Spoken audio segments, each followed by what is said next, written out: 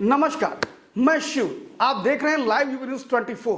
आज हम बात करने जा रहे हैं उत्तर प्रदेश की उस राजनीति की जिसमें गन्ना समिति के चेयरमैन के चुनाव के बाद लड़खड़ा सकता है आरएलडी और बीजेपी का गठबंधन। जी हम बात कर रहे हैं मुजफ्फरनगर की, जहां पर आरएलडी का काफी दबदबा माना जाता है। इस समय भी वहां विधानसभा की अगर सीटों की बात करें तो 5 में 3 पर आरएलडी, 1 पर भाजपा और 1 पर सपा का कब्जा है। इसके बाद अगर हम बात करते हैं तो पूरे मुजफ्फरनगर में 1058 डेलीगेट हैं और वहीं पर अगर हम बात करते हैं तो 1082 कम से कम डायरेक्टर और 8 गन्ना समितियों के चेयरमैन चुने जाने हैं। फिलहाल 16 अक्टूबर को डायरेक्टरों का चुनाव होगा और 17 अक्टूबर को चेयरमैन का चुनाव होगा। हम जानते हैं कि गन्ना समितियों में चेयरमैन के चुनाव को लेकर के खूब खींचातानी चल रही है। जब बात मुजफ्फरनगर जिले की आती है तो और भी स्थिति बदल जाती है, क्योंकि मुजफ्फरनगर जिले में आरएलडी का खासा प्रभाव माना जाता है। लेकिन वहीं पर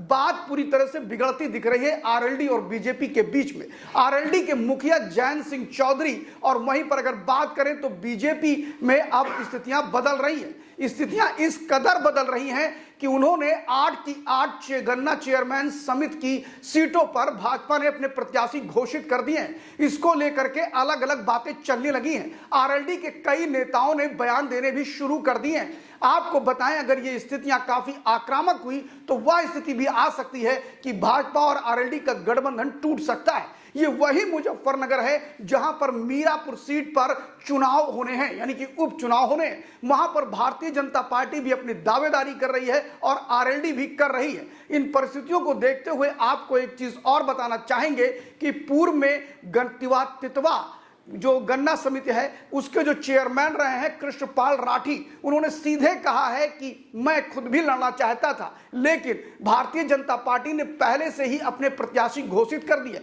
ये अच्छी बात नहीं है। लेकिन वहीं पर जब संदीप मलिक जो कि आरएलडी के जिला अध्यक्ष हैं, उन्होंने कहा कि अभी हमारी भारतीय जनता पार्टी से बातचीत चल रही है, सब कुछ ठीक ठाक हो रहा है। लेकिन जब भारतीय जनता पार्टी के जिला अध्यक्ष डॉक्टर सुधीर सैनी से बात की गई तो उन्होंने सीधे सीधे कहा कि हमने जितने भी प्रत्याशी उतारे हैं, खासतौर 2 गन्ना समितियों के प्रत्याशी को लेकर के ज्यादा चर्चाएं हैं।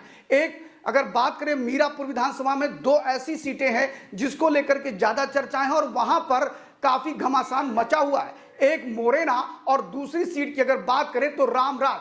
ये 2 सीटें ऐसी हैं जहां पर भाजपा और आरएलडी के लोग एक दूसरे से भिड़ रहे हैं। भिड़ ही नहीं रहे बल्कि दोनों में कटुता भी बढ़ती चली जा रही है। लेकिन भारतीय जनता पार्टी के जिला अध्यक्ष का कहना है कि अधिकांश सीटों पर जो हमने घोषित किया है उसमें आरएलडी के जिला अध्यक्ष से हमने बात की है और ऐसे बात करने के बाद ही घोषित किया है, जिससे कहीं ना कहीं इन अटकलों पर विराम भी लगता है कि सब कुछ ठीक नहीं है। ये जो अटकलें थी इस पर विराम लगता है। लेकिन आरएलडी के लोगों से जब बात करते हैं तो वो इसको लेकर के सीधे सीधे मना करते हैं। वो कहते हैं अभी हम अपने हाई कमान से बात करेंगे। हो सकता है कि उपचुनाव में भी ये रार बढ़ जाए और जल्द ही आरएलडी और बीजेपी के गठबंधन को लेकर के कोई नए तरह के भी आपको परिवर्तन दिखाई पड़ सकते हैं उत्तर प्रदेश की राजनीति में। फिलहाल ये साइन अच्छे नहीं हैं भाजपा के लिए और आरएलडी के लिए भी, क्योंकि अभी आरएलडी जब से भाजपा के साथ आई है तभी से उस सत्ता का सुख लेने लगी है। चाहे उसका उत्तर प्रदेश की सरकार में एक मंत्री की बात हो और चाहे केंद्र में